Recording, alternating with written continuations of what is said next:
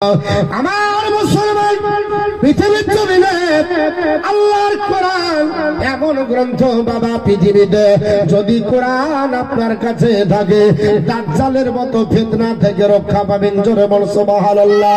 এটা আমি বলিনি মুসলমান, এটা স্বয়ং রাসূলুল্লাহ বলেছে। জোরে বল সুবহানাল্লাহ। আমাদের কাছে কোরআন আছে, কেন আমরা লাঞ্ছিত হচ্ছে? কেন আমাদেরকে জালিম অত্যাচার করবে? আমাদেরকে পদদলিত কেন করবে? আমাদেরকে কেন অবহেলিত করবে? আল্লাহর নবী বলছে কোরআন যদি থাকে দাজ্জালের ফিতনা থেকে তুমি রক্ষা পাবে। আল্লাহর নবী আপনার বলে হয়েছে আপনার আমাদের জন্য শিক্ষা থাকা দরকার আছে, কারণ কোরআন বলে টেক রিফিউজ ইন মাই কোরআন।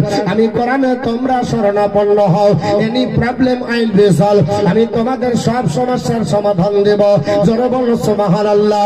কারণ Quran is the ultimate constitution for human being. মানব জাতির জন্য চূড়ান্ত সংবিধান হলো কোরআন। জোরে বলো সুবহানাল্লাহ। আমার মুসলমান, আল্লাহর কোরআন আপনার কাছে আছে, আমার কাছে থাকা সত্ত্বেও আজ কেন আমরা লাঞ্ছিত? আজ কেন আমরা পদদলিত? আল্লাহর নবীর হিজরতের কথা আপনাদের মনে আছে বাবা? আল্লাহর নবী হিজরত করে মক্কা ছেড়ে যখন মদিনা যাবে, আমি আপনাদেরকে জীবনে শোনাতে আসেনি। আল্লাহর নবী মক্কা ছেড়ে হিজরত করে মদিনায় যেই দিন যাবে, আল্লাহর নবী রাত্রি বেলাতে আপনার বলা হয়েছে ঘর আরাম করে। বিশ্ব নবী আরাম করতেছে, আর আপনার জিবরিল আমিন হাজির হয়ে গেল। ইয়া রাসূলুল্লাহ, ইয়া হাবিবাল্লাহ, নবী গো, আমার আল্লাহ পাক ইনফরমেশন দিয়েছে আপনি মক্কা ছেড়ে মদিনা চলে যান। আল্লাহর নবী বললেন চলে যেতে হবে। বলে হ্যাঁ, এক্ষুনি চলে যেতে হবে। আল্লাহর নবী বেরিয়ে দেখেন চতুর্দিকে কাফেররা ঘেরাও করেছে, এমন ভাবে ঘেরাও করেছে একটা পিঁপড়া পর্যন্ত পার হতে পারবে না। আল্লাহর নবী বললেন জিবরিল, এমন করে কুরাইশ গোত্রের মানুষেরা কাঁধে কাঁধ লাগিয়ে আপনার বলে হয়েছে সারিবদ্ধ ভাবে বেড়া দিয়ে রেখেছে, আপনার পার হওয়া মুশকিল। আল্লাহ পাক ডাক দিয়ে বলে জিবরিল, আমার নবীকে বলে দে সূরা ইয়াসিনের প্রথম রুকু আপনার পড়ার পরে দম মেরে দিবে, তাদের চোখ অন্ধ হয়ে যাবে। আল্লাহ পাকের নবী সূরা ইয়াসিনের আপনার বলা হয়েছে প্রথম রুকু আপনার ফুকদা আপনার তেলাওয়াত করার পরে আপনার পাথরের রুকু আপনার বলা হয়েছে পাথরে ফুক মেরে দিলেন, আপনার মানুষের দিকে নিক্ষেপ করলেন। আমার আল্লাহ পাক বলে আমার রামাইতা ইদ রামাইতা ওয়ালাকিন্নাল্লাহ রামা। বলে হাবিব, আপনি যখন ওই আপনার পাথরগুলোকে নিক্ষেপ করেন, আপনি নিক্ষেপ করেনি, ওটা আমি আল্লাহ নিক্ষেপ করেছিলাম। জোরে বল সুবহানাল্লাহ। আল্লাহর নবী পাথর নিক্ষেপ করলেন। মুসলমান, আমার বলার উদ্দেশ্য হলো আল্লাহর নবী পাথর নিক্ষেপ করলেন, তাদের চোখ বন্ধ হয়ে গেল। আল্লাহর নবী বগলের তল দিয়ে চলে গেলেন। আপনার কাফেররা দেখতে পেল না, মুশরিকেরা দেখতে পেল না। আজকেও তো সেই কোরআন বাড়িতে আছে। একবার আপনার বলা হয়েছে ইয়াসিন পড়ে পাথরে আপনার ফুক মারার পরে দেখি নরেন্দ্র মোদীকে মারেন না কেন, দেখি আপনার স্বরাষ্ট্রমন্ত্রীকে মারেন কেন, আজকে দেখি তার চোখ বন্ধ হচ্ছে গে। পৃথিবীর জমিনে আপনার কাছে কোরআন আছে, তা সত্ত্বেও কেন লাঞ্ছিত? তা সত্ত্বেও পদদলিত অবহেলিত কেন আপনি হলেন? মুসলমান, পৃথিবীর জমিনে আজ কেন আপনি বলে হাত লাঞ্ছিত হলেন? আপনার কাছে কোরআন আছে, তা সত্ত্বেও আপনি লাঞ্ছিত কেন? কারণ কোরআন আছে, কোরআনের উপর আমল করতে পারি না। আল্লাহর নবী বলেছে এ আমার সাহাবারা শুনে রেখে দাও, দাজ্জালের মতো ফিতনাও যদি তোমাদের কাছে দণ্ডায়মান হয়, এই দাজ্জালের মতো ফিতনা থেকে রক্ষা যদি পেতে হয় আল্লাহর কোরআন পড়ো, কোরআন পড়ো। আল্লাহর কোরআন তোমাদেরকে তেলাওয়াত করতে হবে। সাহাবারা বললেন ইয়া রাসূলুল্লাহ, কোরআনের কি পড়তে হবে? আল্লাহর নবীর সাহাবী হযরত আবু দারদা বর্ণনা করে, হাদিসটি মুসলিম শরীফ বাবা একটু কান খুলে শুনে রেখে দেন। হাদিসটি মুসলিম শরীফ। হযরত আবু দারদা আপনার রাদিয়াল্লাহু তাআলা আনহু তিনি বর্ণনা করেন, আন আবি দারদা আন্নান নবী সাল্লাল্লাহু তাআলা আলাইহি ওয়াসাল্লাম আপনার বলে আছে আন আবি দারদা আন্নান নবী সাল্লাল্লাহু তাআলা আলাইহি ওয়াসাল্লাম মান হাফিজা আসরা আয়াতিন মিন আফগালি সূরাতিল কাহফ উসিমা মিনাদ দাজ্জাল। আল্লাহর নবী বললেন সাহাবারা, আল্লাহর পবিত্র কোরআনের একটা সূরা আছে, নাম হলো সূরাতুল কাহফ। এই সূরা কাহফের 1 থেকে 10 নম্বর আয়াত আল্লাহর কোন বান্দা বান্দি যদি মুখস্থ করে, আমার আল্লাহ দাজ্জালের ফিতনা থেকে তাকে রক্ষা করবে। কত লম্বা 1 থেকে 10 সূরাটির নাম হলো সূরা কাহাফ। 15 পারার ভিতর আছে। আজ বাড়িতে 30 পারা কোরআন, কিন্তু কোরআন তেলাওয়াতের সময় নাই, ঠিক না বাজি? যখন রমজান মাস আসবে কোরআন একটু খুলে ফু দিয়ে আপনার পড়ার পর আবার তা আলমারিতে রেখে দেওয়া হবে। আল্লাহর কোরআন পড়ার মতো কোনো সময় নাই। ওরে মুসলমান, আল্লাহর কোরআন পড়ুন। আল্লাহর নবী সোনার জবানে বললেন, পৃথিবীতে দাজ্জাল হচ্ছে এত বড় ফিতনা, পৃথিবীতে এত বড় ফিতনা আল্লাহ পাঠাবেন না।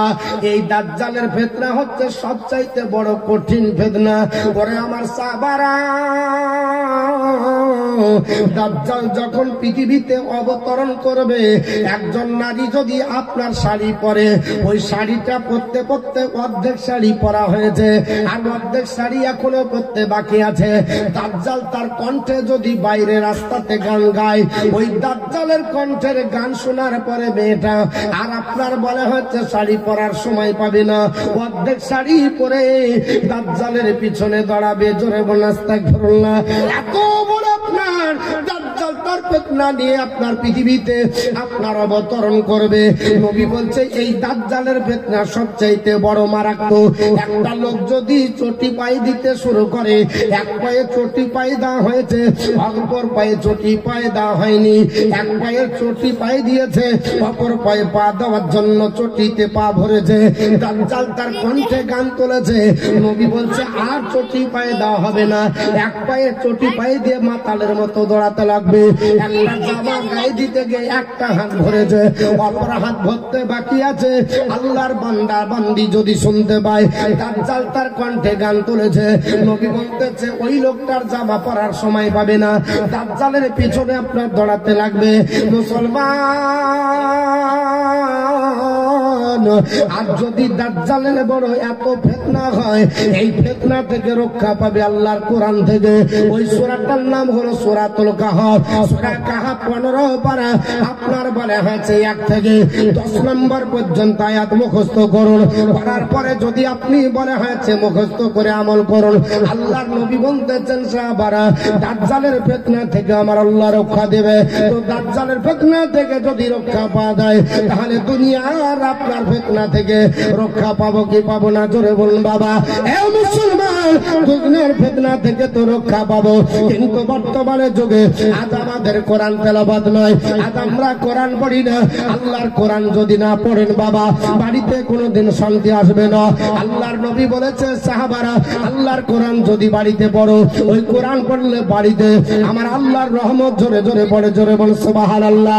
হাদিসটি আপনার লিপিবদ্ধ রয়েছে মুসলিম শরীফে। বাবা হযরতে ইবনে হুযাইল রাদিয়াল্লাহু তাআলা আনহু শুনে আসলেন, আল্লাহর নবী বললেন সাহাবারা, এই আমার সাহাবারা শুনে রেখে দাও, বাড়িতে গিয়ে কোরআন তেলাওয়াত করো, কারণ আমি রাসূলুল্লাহ বলছে আল্লাহর আপনার বলে হাজা কোরআন বাড়িতে তেলাওয়াত যদি হয়, ওই বাড়িটা রহমতে ভরপুর হয়ে যায়। আমার আল্লাহ পাক পৃথিবীর জমিনে ওই বাড়িতে রহমত নাযিল করে। হযরতে আবু সাঈদ খুদরি রাদিয়াল্লাহু তাআলা বর্ণনা করে, আল্লাহর নবীর সাহাবী ইবনে হুযাইল রাদিয়াল্লাহু তাআলা আপনার বাড়িতে আসার পরে আল্লাহর কোরআন আপনার তেলাওয়াত শুরু করলেন। সূরাটার নাম হলো সূরাতুল কাহাফ। জোরে বলুন সুবহানাল্লাহ। নবীর আপনার সাহাবী হযরতে ইবনে হুযাইল বলে, আমার নবী বলেছে আমি আপনার বাড়িতে আসার পরে, আমার বাড়িতে আসার পরে রাত্রি বেলাতে আমার মন চাইলো না আমি রাত্রিটা এমনি কাটাবো না, কারণ আল্লাহ পেতে গেলে সহজে হয় না, খোদা চিনা সহজ হলে বলো দাদাকে কেন হবে? আরে পীরে পয়গম্বর হাদি গো আসবেন কেন তবে? বলো দাদাকে কেন হবে? খোদা হচ্ছে না সহজ হলে বলো দাদাকে কেন হবে? ত্রিসংসার মানুষের মাঝে খোদা খোদার নামে বিনা বাঁধে ত্রিসংসার মানুষের মাঝে খোদার নামে বিনা বাঁধে দেখে বলি সকাল সাজে কিছু নাগি রবে বল দাজকে কেন আমি জোরে বলুন। আচ্ছা আমার বেলাতে সুবহানাল্লাহ আলহামদুলিল্লাহ কিছুই বলছেন না, তার মানে কি আমি দূরের লেগে? হ্যাঁ, নুরুল হক সাহেব কাছের বলছিল আমি ঝাড়খণ্ড হলেও আমি কাছে, তো উনি কাছে ছিলেন বলেন খুব আপনারা নাচছিলেন। হ্যাঁ, মানে ওর গলা ভালো তার জন্য কি আমার কথা শুনে কবে আজকে সুবহানাল্লাহ জাযাকাল্লাহ ফিল্লাহ।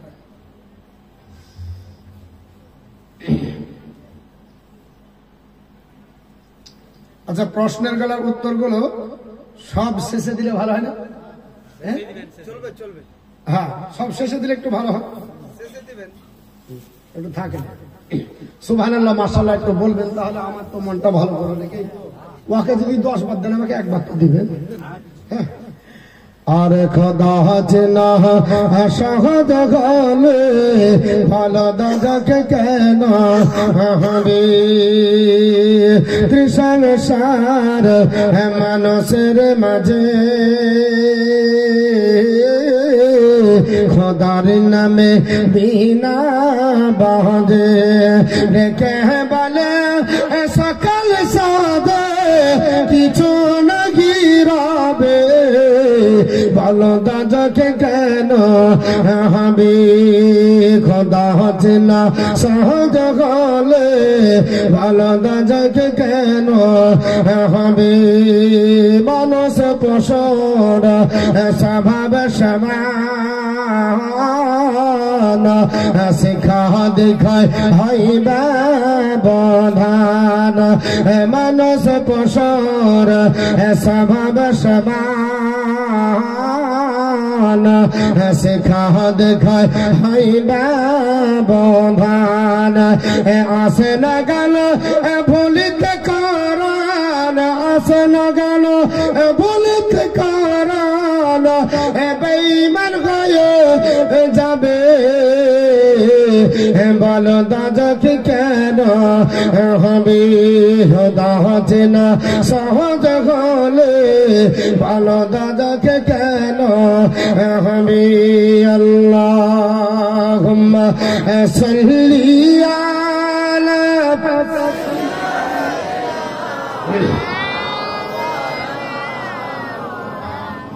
وعلى آله مولانا মুহাম্মদ সাল্লাল্লাহু তাআলা আলাইহি ওয়াসাল্লাম।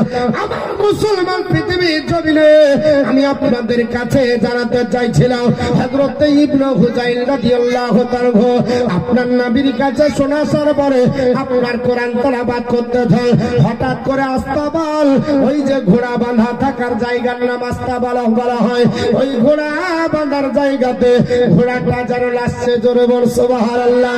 হযরত ইবনে হুযাইল বলে আমি আপনার কোরআন তেলাওয়াত করতেছিলাম, হঠাৎ করে আপনার আস্তাবলের দিকে নজর আমার যখন পড়ে গেল, ঘোড়া আপনার লাছা কোদা দেখে আমার মনটা আপনার অন্যমত হলো, আমার আপনার চিন্তা ভাবনা হয়ে গেল না না কোরআন তেলাওয়াত যদি করি আর ঘোড়া যদি লাসতে থাকে, ঘোড়া যদি আপনার কোদাকুদি করে, আমার আপনার আস্তাবলে আমার ছেলে ইয়াহইয়া আরাম করতেছে, আমার ছেলে আপনার আরাম করে না না আমার ছেলেকে পাপিষ্ট করে দেবে, এই জন্য কোরআন তেলাওয়াত করব না।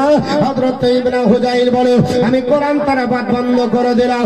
ওগো আল্লাহর বান্দা বান্দীরা একটু শুনে রেখে দেন, পৃথিবীর জমিনে আল্লাহর আপনার বারে হয়েছে কোরআন আপনার তেলাওয়াত বন্ধ করে দিলেন, ঘোড়াওয়ালা চাকুদা বন্ধ করে দিল।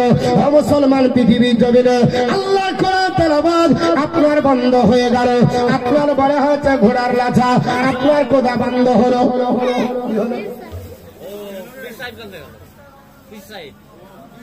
পিসাব কানতে গেল এইভাবে ভাঙন ধরে আমার বন্ধুগণ বলার উদ্দেশ্য হলো আপনার বলা আছে পৃথিবীর জমিনে ইবনে হুযাইল রাদিয়াল্লাহু তাআলা আনহু তিনি বলেন জগৎবাসীরা শুনে রেখে দাও ও আপনার আল্লাহর বান্দা বান্দি আপনাদেরকে জানিয়ে দিই আল্লাহর কোরআন আপনার তেলাওয়াত যখন বন্ধ হলো আবার আপনার বলা আছে পৃথিবীর জমিনে আপনার ঘোড়ার লাচাকোদা বন্ধ হয়ে গেল আবার তিনি আপনার দেখার পরে আল্লাহর কোরআন তেলাওয়াত করতে লেগেছেন আবার ঘোড়া লাচাকোদা করছে আবার আপনার বন্ধ করে দিল ঘোড়াও লাচাকোদা বন্ধ করে দিল এইভাবে আপনার বলা হয়েছে তিনবার আল্লাহর বান্দা বাবা কোরআন তেলাওয়াত করলেন হযরত ইবনে হুযাইল বলে আমি তিনবার কোরআন তেলাওয়াত করলাম তিনবারই লাচাকোদা আপনার ঘোড়া করতে চলো আমার ভয় হয়ে গেল আমার ছেলে ইয়াহইয়া আপনার বলা হচ্ছে আস্তা বলে আরাম করতেছে আমার ছেলের উপর ঘোড়া যেন না চেপে যায় তাহলে আমার ছেলেটা মারা যাবে ও আল্লাহর বান্দা বান্দীরা একটু ভালো করে শুনে রেখে দেন একটু আপনাদেরকে নলেজ দিই আল্লাহর কোরআন পড়লে কি হয় সাহাবী রাসূলের জীবনী থেকে সাহাবী রাসূলের আমল থেকে বাবা আপনার আমল পরিবর্তন করতে হবে ইবনে হুযাইল বলে আল্লাহর কোরআন আপনার তেলাওয়াত জবার করলো ঘোড়া তবারি লাচলো জবার বন্ধ করে দিল ঘোড়া লাচাকোদা বন্ধ করে দিল আল্লাহর বান্দারা এইভাবে আপনার বলা হয়েছে রাত্রিবেলা যখন অনেক হয়ে গেল আমি আপনার পৃথিবীর জমিনে আপনার রাস্তা বলে আপনার দেখি আল্লাহর সৃষ্টি জগতের ভিতরে আপনার বলা হয়েছে মেঘমালা আমার ঘরের ছাদে ইবনে হুযাইল বলতেছে ছাদের আপনার নিকটে মেঘমালা আপনার ছেয়ে আছে ওগো মুসলমান পৃথিবীর জমিনে আমি আপনাদের জানাতে যাই আপনার মেঘমালা ছাদের উপরে আপনার মেঘমালা ছেয়ে করে আছে আর হ্যালোজেনের মতো আলোগুলো আপনার দেওয়া আছে যেমন আজকে টিউব লড়ছে আপনার লাইট আছে এইরকম টিউবের লাইটটা জানো ও আপনার ঘরের উপরে পড়ে হযরত ইবনে হুযাইল রাদিয়াল্লাহু তাআলা বলে ও মুসলমানের দলেরা ও নবীর সাহাবারা শোনো আমি এক এক করতে করতে আপনার সারা রাত্রি পার করে দিলাম ফজরের আযান মসজিদে নববীতে হয় বিলাল রাদিয়াল্লাহু তাআলা আযান দেয় আর আপনার মসজিদে নববীতে আপনার ইমামতি করবে বিশ্ব নবী সাল্লাল্লাহু তাআলা আলাইহি ওয়াসাল্লাম নবী আমারা আপনার ইমামতি করবে আমি দলে আপনার চলে গেলাম আকাশ মার্গে মেঘমালা উঠে গেল আর আপনার দেখা গেল না এ মুসলমান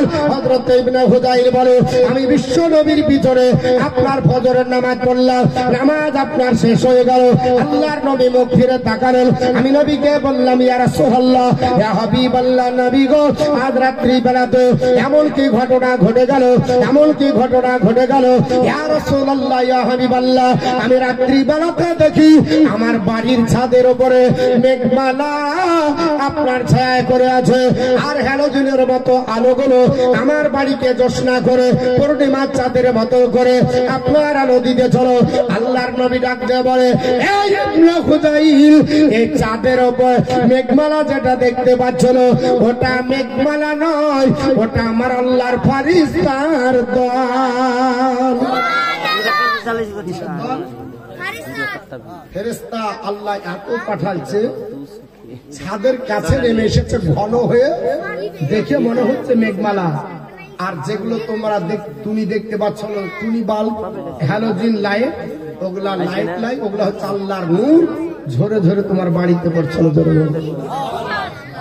কোরআন তেলাওয়াত করলে বাড়িতে নূর ধরে আল্লাহর রহমত ধরে পড়ে হাদিস থেকে প্রমাণ আর আমাদের বাড়িতে কোরআন তেলাওয়াত হয় না আমরা কোরআন পড়ি না এর জন্য বর্তমান যুগে কোরআন আপনার না থাকার কারণে কোরআন না পড়ার কারণে আজ আমাদের সমস্যা দিনের পর দিন বাড়ছে অসুখ ভালো হয় না সূরা আপনার ফাতিহা একটা সূরা আছে ছোট্ট সূরা এই সূরাটা যদি আল্লাহর কোন বান্দা বান্দি আমল করে 2000 এর বেশি তার অসুখ ভালো হবে জোরে বলুন সুবহানাল্লাহ আর একটু জোরে বলতে হবে সুবহানাল্লাহ এর জন্য গোটা বিশ্বের মানুষ আজ কোরআন নিয়ে রিসার্চ গবেষণা করে, আর মুসলমান কোরআনকে নিয়ে বাড়িতে টাকে রেখে দেয়। আল্লাহর কোরআন পড়ুন। আমি আপনাদের কাছে কোরআন সম্পর্কে তথ্য দিতে যাই পৃথিবীর জমিনে। আমি একটা আল্লাহর বান্দার কাছে আমি আপনার বলে হাতে বলবো, একটা আল্লাহর কোন বান্দা বান্দি আপনার বলে হাতে 1000 টাকা এ আপনার দিতে পারবেন?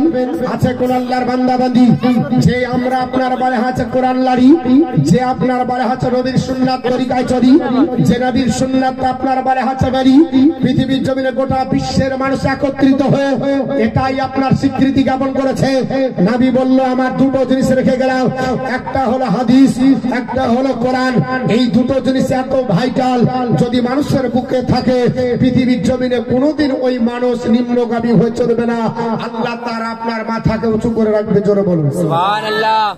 এর জন্য তো গৌরবের বাত বলে দিয়েছে, আল্লাহর বান্দা বান্দি তোমরা শোনো, আমি তোমাদের জানিয়ে দিই। ওর আপনার বলা হয়েছে বেদবাগ বলল আপনার আল্লাহ উপনিষদ 7ম পরিচ্ছেদের মধ্যে, হে জগৎবাসীরা আমি তোমাদের জানিয়ে দিই, হতারবিন্দ্র মহাসুরিন্দ্র আল্লাহ জ্যেষ্ঠং ষষ্ঠং পরমং পূর্ণং ব্রহ্মানগল্ল আল্লাহ রাসূল কাংবরস আল্লাহ আল্লাহ আদাল্লাহ বকমেকাও আল্লাহ বকাম নির্ঘদগম। আমি মহা ইন্দ্র, আমি আপনার জ্যেষ্ঠ ষষ্ঠ পরম পূর্ণ ব্রহ্মা, আমি আল্লাহ ছাড়া অন্য কোন মাবুদ নাই। আর মুহাম্মদের সমতুল্য পৃথিবীর কোন মানুষ নাই। জোরে বলো সুবহানাল্লাহ। আর একটু জোরে বলতে হবে সুবহানাল্লাহ। আল্লাহর নবীর মতো কেউ হবে না, নবীর সমতুল্য কেউ হবে না। আল্লাহ আপনার বলে আছে অবিনশ্বর, আপনার নতস্য প্রতিমা অস্তি। আল্লাহ যিনি হবে প্রতিবিম্ব হবে না, ওনার প্রতি ছবি হবে না।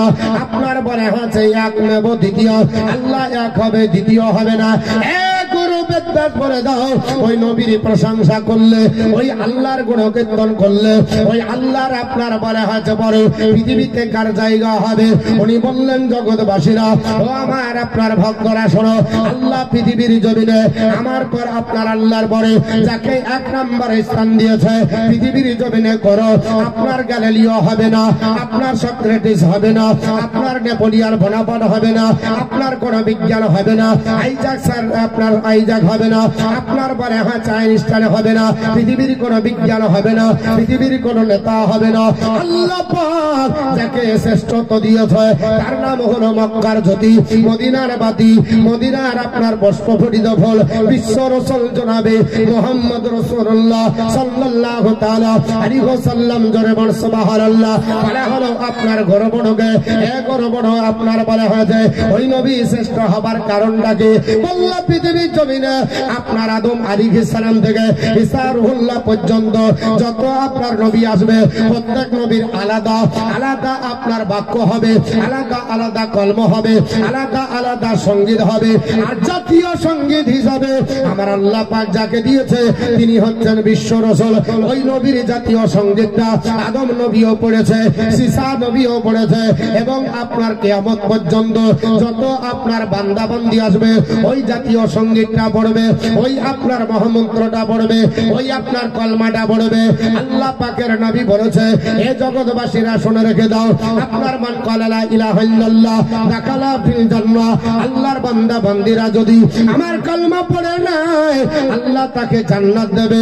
এমনকি মৃত্যু মুখে পতিত হলে লাকিনা মাউতাকুম লা ইলাহা ইল্লাল্লাহ, মৃত্যু মুখে যদি পতিত হয়ে যাও তবু তোমরা কলমা পড়ো।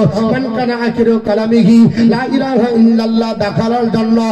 যার জীবনের শেষ বাক্য লা ইলাহা ইল্লাল্লাহ মুহাম্মদ রাসূলুল্লাহ হয়ে যাবে, আল্লাহর জান্নাতে তারা আপনার স্থান হবে।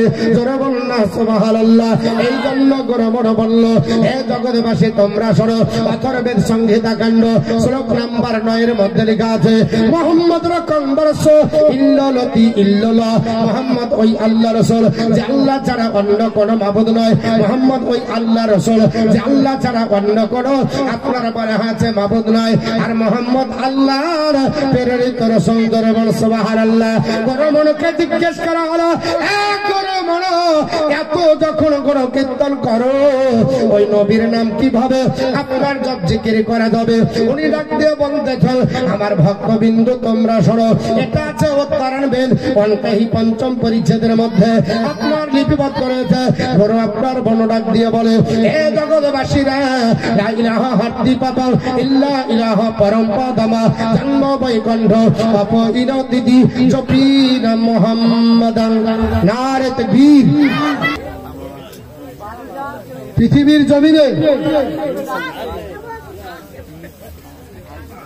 আপনারা আমাকে প্রশ্ন করেছেন হিন্দুদের দেওয়া দাওয়া গ্রহণ করা যাবে কিনা। দেওয়া দাওয়া মানে কি? দাওয়াত, জিয়াফত, হ্যাঁ দাওয়াত। হিন্দুদের দাওয়াত গ্রহণ করা যাবে কিনা। শোনেন, আপনি তাদের যারা মুশরিক হয়, আল্লাহ কোরআনে বলেছে ইন্নামাল মুশরিকুনা নাজাসুন, নিশ্চয় হচ্ছে মুশরিকরা নাজাস মানে নাপাক। মুশরিকরা কি? নাপাক। আপনাকে পরহেজ করতে হবে। আপনার বলা হচ্ছে দাওয়াত একমাত্র মুসলমানের জন্য 6টা হক। একজন মুসলমান অপর মুসলমানের জন্য কটা হক? 6টা। দাওয়াত দিলে দাওয়াত গ্রহণ করতে হবে। যদি কেউ দাওয়াত দেয় তাহলে দাওয়াত গ্রহণ করতে হবে। এবং নবী আমার বলেছেন কিন্তু মুশরিকের দাওয়াত আপনাকে অ্যাভয়েড করে চলতে হবে। সামনাসামনি বলতে পারবেন না, আপনি অ্যাভয়েড করে চলেন। কোনো বাহানা আপনাকে দিয়ে চলতে হবে, আপনি দাওয়াত গ্রহণ করতে পারেন। হ্যাঁ, ব্যবসা যদি হয়, ব্যবসার লেনদেন আছে হাল খাতা, তাহলে আপনাকে টাকা পয়সা দিতে যেতে হবে। আপনি পরহেজ করবেন, ওখানে না খাওয়ার চেষ্টা করবেন, এটা তাকওয়া। আপনার পরহেজ করার চেষ্টা করবেন। যদি দেয় সেটাকে আপনি নিয়ে নিলেন, ও যেন বুঝতে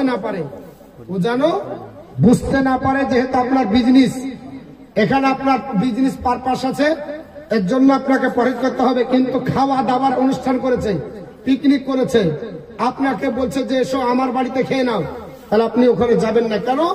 যে আপনি হচ্ছেন একজন মুসলমান আর ও হচ্ছে একজন নাপাক। আপনার বলা হচ্ছে এর জন্য নাপাকের কাছ থেকে খাওয়া থেকে দূরে থাকবেন। কিন্তু একজন মুসলমান যদি দাওয়াত দেয় গ্রহণ করতে হবে, এটা হক। কিন্তু ওটা আমাদের হক না। ভালো করে বোঝে রেখার গজল গোলাপ নিলাম, গাদা নিলাম, তারপর বলছে পীরের মাজারে মেয়েদের যাওয়া যাবে কিনা, জায়েজ কিনা জায়েজ না। হাদিস শরীফের মধ্যে এসেছে আল্লাহ রাসূল বলেছে যদি কোনো মহিলা কোনো কবরস্থান বা মাজারে যায় তো আপনার যখন বাড়ি থেকে বের হবে তখন থেকে আল্লাহর লানত তার উপর পড়বে। এর জন্য কোনো মহিলা মাজারে যেতে পাবে না। কোনো মহিলার জন্য মাজার জিয়ারত জায়েজ নাই, এটা চলবে না। একবার কঠোর ভাবে নিষিদ্ধ আছে, কোনো মতে জায়েজ না। যদি যাই গোনা হবে। যারা নিয়ে যায় আপনার বলে আছে ওই পুরুষদেরকে বলছি ভালো করে শুনেন, ইবাদত করতে যাচ্ছেন নফল মুস্তাহাব, আর একটা নাজায়েজ কাজ করছেন, মানে এটা গুনাহ।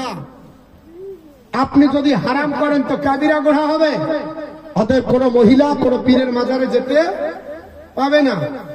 আচ্ছা, তারপরে দেয়া আছে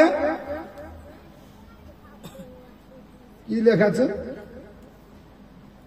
দৌড়া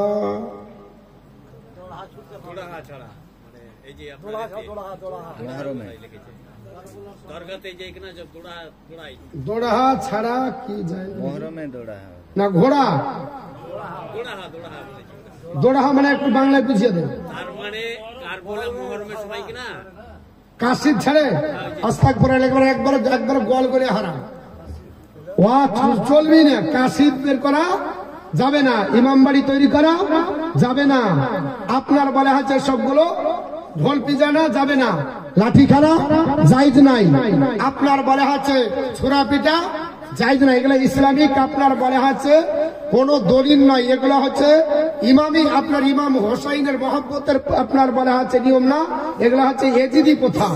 ভালো করে শোনেন, এগুলো চলবে না।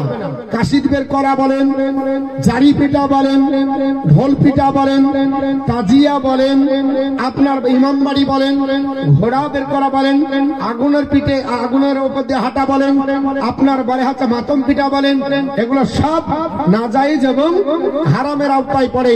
অতএব সমস্ত জিনিস আমাদেরকে পরহেজ করতে হবে, এগুলো আমাদেরকে দূরে থাকতে হবে। হ্যাঁ, যেদিন মহরম আসবে আপনি মহরমের দিন আপনি রোজা রাখেন, মহরমের দিন আপনি মিলাদ করেন, মহরমের দিন ইমাম হোসেনের মহব্বতে আপনি জালসা করেন, দোয়া খায়ের করেন, কোরআন তেলাওয়াত করেন, এগুলো হলো ইবাদত। এগুলা কি? এগুলা ইবাদত। তাছাড়া ওগুলা চলবে না। তো যেটা বলছিলাম বাপ, হুজুর চলে এসেছেন, আপনাদের কাছে হুজুরকে দেওয়া হবে, তবে একটা আল্লাহর কোন বান্দা বান্দি 1000 টাকা একটু দিতে পারবেন? আল্লাহর কোরআন নিয়ে আলোচনা করছিলাম। কোরআন এমন একটা গ্রন্থ যাকে পড়লেও নেকি হয়। ইফ ইউ রিড দ্য কোরআন, তুমি যদি কোরআন পড়ো, ইউ উইল ফাইন্ড গুডনেস, তুমি নেকি পাবে। আল্লাহর বান্দা বান্দি পড়তেও যদি না পারো, কোরআন আল্লাহর কোরআন পড়তেও যদি না পারো, কোরআন কোরআনকে স্পর্শ করো, ইউ উইল ফাইন্ড গুডনেস, তবুও তোমার নেকি হবে। পড়তেও যদি না পারো, সেটাও যদি না পারো, লুক এট দ্য কোরআন, কোরআনের দিকে তাকাও, ইউ উইল ফাইন্ড গুডনেস, তবুও তোমার নেকি হবে। কারণ কোরআনে যে বার্নিং মিরাকল, কোরআন আল্লাহর জ্বলন্ত মুজিজা। এর জন্য কোরআনের শিক্ষা আপনার দরকার, আমার দরকার। বাচ্চাদের শিক্ষা দেন, আল্লাহর কোরআন পড়ান। ইফ ইউ টিচ ইওর সন্তান দ্য কোরআন, আপনি আপনার ছেলে মেয়েকে কোরআনের শিক্ষা দেন। কোরআন উইল টিচ ইওর সন্তান আপনার ছেলে মেয়েকে কোরআন সারা বিশ্বের জ্ঞান দিবে। জোরে বল সুবহানাল্লাহ। কোরআনের ভিতরে সমগ্র বিশ্বের জ্ঞান আমার আল্লাহ পাক এই কোরআনের ভিতরে সন্নিবেশিত করেছে। আল্লাহর নবী পবিত্র জবান দ্বারা বললেন, সাহাবারা, আল্লাহর কোরআনের একটা আপনার বলা আছে সূরা আছে, নাম হলো সূরাতুল বাকারা। এই সূরা বাকারার লাস্টে দুটো আয়াত আছে। এই দুটি আয়াত যদি আল্লাহর কোন বান্দা বান্দি আমল করে, হাসরের ময়দানে কিয়ামতের দিনে সূর্যের আলো আপনার বলা হচ্ছে মাথার উপরে পড়বে না, সূর্যের কিরণ পড়বে না, ঘাম তার বের হবে না, পাসিনা বের হবে না, হাবুডুবু করবে না, নাপসি নাপসি করে ছোটাছুটি করবে না। ওই দুটো আপনার বলা হচ্ছে আয়াত, তাদের আপনার বলা হচ্ছে সামনে আপনার মেঘমালার মতো সূর্যকে আপনার ঘেরে কাট করে আল্লাহর বান্দা বান্দির উপরে ছায়া করবে। সূরা বাকারার লাস্টে দুটো আয়াত। জোরে বল সুবহানাল্লাহ। আরেকটু জোরে বলতে হবে। একটা